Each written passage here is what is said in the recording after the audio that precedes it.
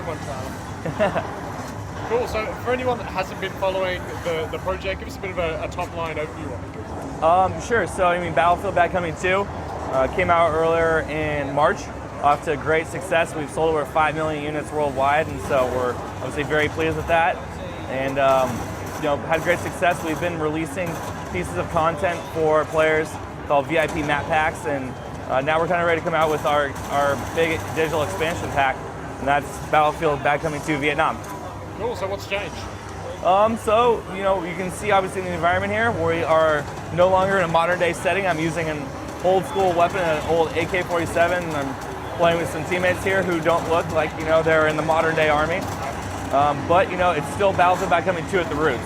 And so at the end of the day, you're still getting that same great online experience that you're used to in the past. It's just a lot of new settings, weapons, vehicles, all that stuff has changed and been kind of backdated, if you will, not updated, to Vietnam era. So as you can see here, I'm using an old AK-47. We have some of our partner guys around us here. There's quite a few, there's quite a few bad guys around. Oh, finally get down. One of the cool things we've done, as you saw kind of the opening intro, is we have a bunch of older vehicles. We have 6 of them to be exact. And one of them there, we'll go get it this time again, is my favorite, the Huey helicopter. Yep.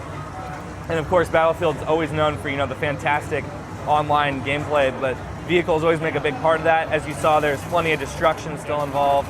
So all those core tenets are still there. There's just a lot of new elements specifically for the Vietnam era.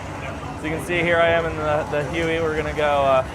Maybe we're gonna go take the fight to the Viet Cong right here. I think I'm playing as. Oh, here we go. We got some.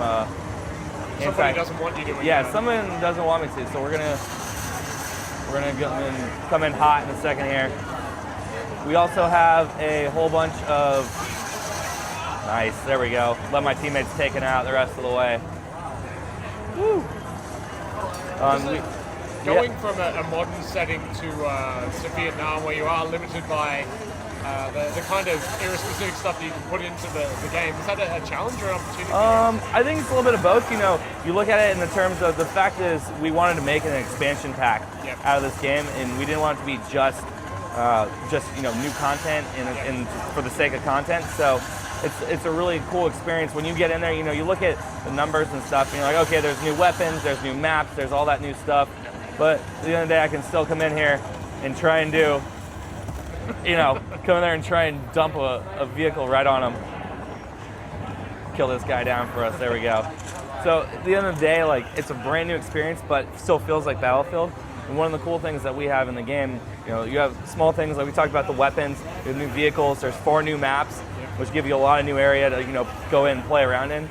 But together, it feels like a brand new experience. So you have these great things like, the destruction of the vehicles, but you're getting in there using different weapons, and it really just feels differently. And you get stuff. One of the big things I've taken away is the dense foliage.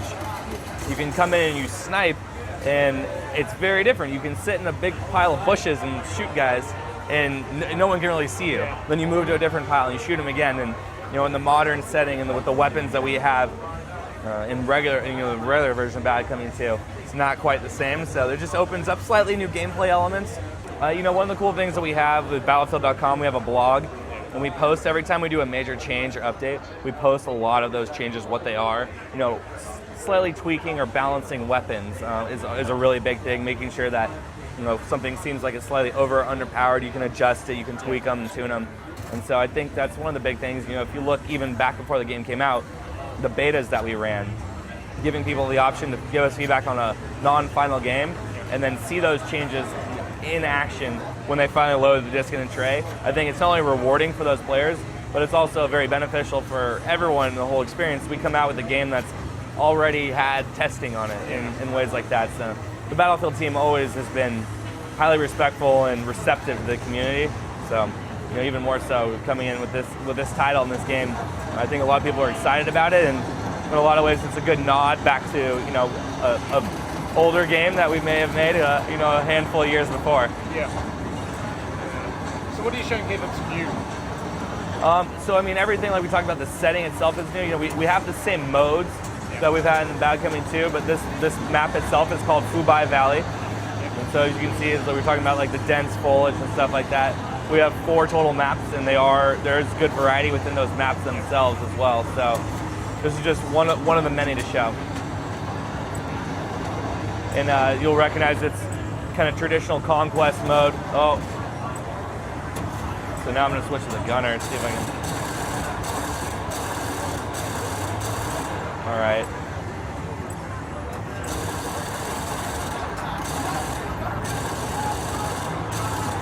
You can see like the vehicles are still like very centered to the game, trying to take out this Huey helicopter from afar, and now I just overheated my gun. Uh-oh. There we go. Oh no! Oh. You can see like those are the great, what we call battlefield moments. Those great classic like archaic elements that you can't really script or try and reenact that. It's going to be really hard, but they're amazing and they're fun. I mean, that's a great piece to have on screen and recorded. So. In terms of tech, obviously wanting to support the game really heavily post-launch. Yep. What kind of process was put in place during development to allow for continual update of the title post-launch? I mean, I think the first thing you're going to look at is what we did with the VIP map packs, and we rewarded a lot of our loyal customers, the guys that keep coming back, the ones that we know are going to be interested in the game, and we let them know that like, hey, all right, we're going to be giving you guys revised maps, like different modes that you played. For example, like Nelson Bay was a really cool map that people liked, and we opened it up to a different mode that you can now try it in a different scenario. And obviously, the difference between Conquest or Squad Deathmatch or Rush, there's, we make different modes for a reason, and so give people a good reason to come back and try new stuff. It's coming out on all 3 platforms that we support, so PlayStation 3, Xbox 360, and PC, and you'll be looking out for it later this winter.